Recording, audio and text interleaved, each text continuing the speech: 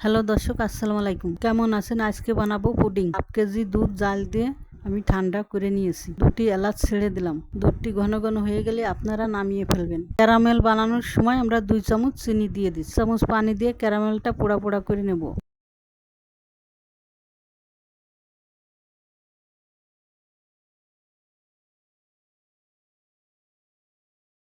দেখুন আমার ক্যারামেলটা তৈরি। এবার আমি 3টে ডিম ফাটিয়ে নেব। এবার আমি 3টে ডিমের মধ্যে আমি 4 চামচ চিনি দিয়ে দিলাম। যে যেরকম খাবেন সে সেরকম দেবেন। অনেক সময় নিয়ে আমাদের ডিমটাকে ফেটে নিতে হবে। দেখুন ফেনা ফেনা ভাব চলে আসছে। এবার আমরা ডিমটাকে দুধের মধ্যে ঢেলে দিয়ে ভালোভাবে ফেটে নেব।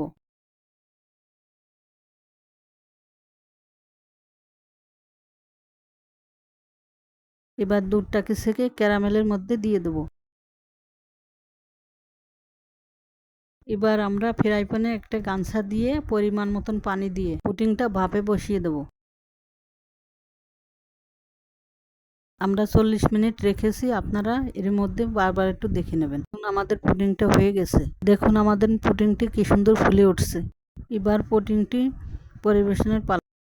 দেখুন কি সুন্দর পুডিং হয়েছে আমাদের। আমার মতন বানাবেন, তাহলে আপনাদের এরকম সুন্দর হবে। অসাধারণ হয়েছে। আপনারাও বাসায় বানিয়ে খাবেন। আপনাদের একটু কেটে দেখাচ্ছি। আজকের মতো এই পর্যন্ত। আল্লাহ হাফেজ।